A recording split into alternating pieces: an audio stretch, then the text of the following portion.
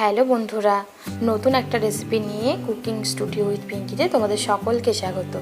আজ আমি বানাবো ছানার পায়েস। ছানার পায়েস বানানো খুবই সহজ, আমি তোমাদের আরও সহজ করে দিয়েছি। তবে অবশ্যই লাইক করো, কমেন্ট করো আর শেয়ার করো তোমাদের ফ্যামিলি আর ফ্রেন্ডসদের সঙ্গে। অবশ্যই আমার চ্যানেলটিকে সাবস্ক্রাইব করে নিও, আর সাবস্ক্রাইব করার সঙ্গে সঙ্গে নতুন নতুন রেসিপির আপডেট পাওয়ার জন্য বেল বাটনটাকেও টিপে দিও। যে কোনো রেসিপির আপলোড করার সাথে সাথে তোমাদের কাছে আগে নোটিফিকেশান পৌঁছে যাবে। প্রথমে দেখো, আমি এর জন্য কড়াইতে দুধ নিয়ে নিয়েছি।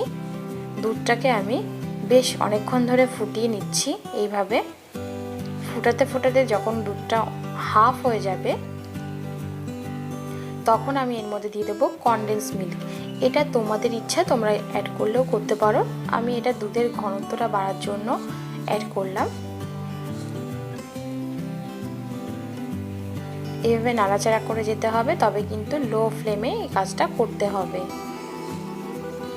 কিছুক্ষণ নাড়াচাড়া করার পর আমি এর মধ্যে দিয়ে দিলাম এলাচ। এলাচগুলোকে অবশ্যই ফাটিয়ে দিতে হবে। এরপর আমি দেখো ছানাগুলোকে দিয়ে দিচ্ছি।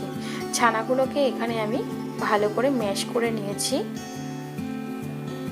তোমরা চাইলে কিন্তু ছানার পরিবর্তে পনিরও ইউজ করতে পারো, পনিরটাকে গ্রেটারে গ্রেট করে ইউজ করতে পারো। এইভাবে আমি এটাকে নাড়াচাড়া করব লো ফ্লেমে।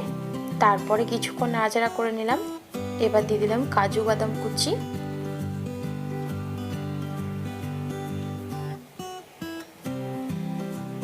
এরপর দিয়ে দিচ্ছি আমন্ড কুচি, এবার দিয়ে দেব পিস্তা কুচি।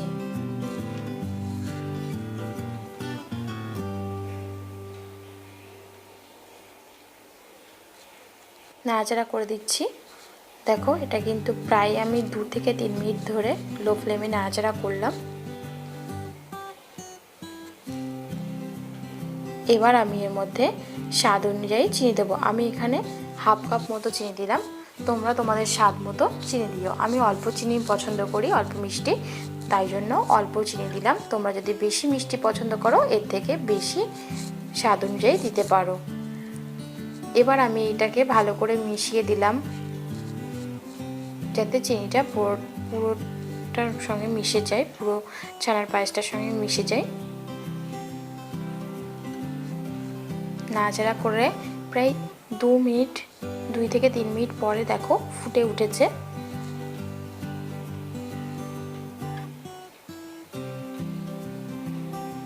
এবার আমি এটাকে ঠান্ডা করে নেব। ঠান্ডা করে আমি এরকম সার্ভ করব। এই রেসিপিটা বানানো কিন্তু খুব সহজ। আর এটা অনেক সময় কি হয়, আমাদের দুধ কেটে যায়। দুধ কেটে গেলে তখন আমরা ভাবি যে ছানাটা দিয়ে আমরা কি করব। তখন কিন্তু তোমরা এরকম ছানার পায়েস বানিয়ে খেতেই পারো, খেতে কিন্তু দারুণ লাগে। আর অবশ্যই রান্নাটা করে আমাকে জানাবে যে কেমন হয়েছিল।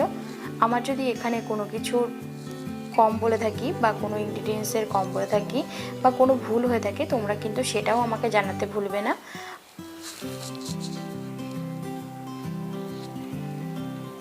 লাইক, কমেন্ট, শেয়ার করতে ভুলবে না।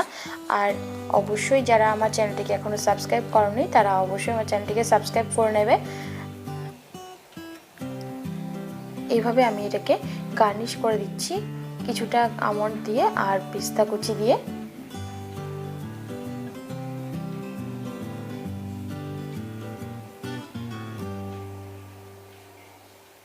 তৈরি হয়ে গেছে আমার ছানার পায়েস।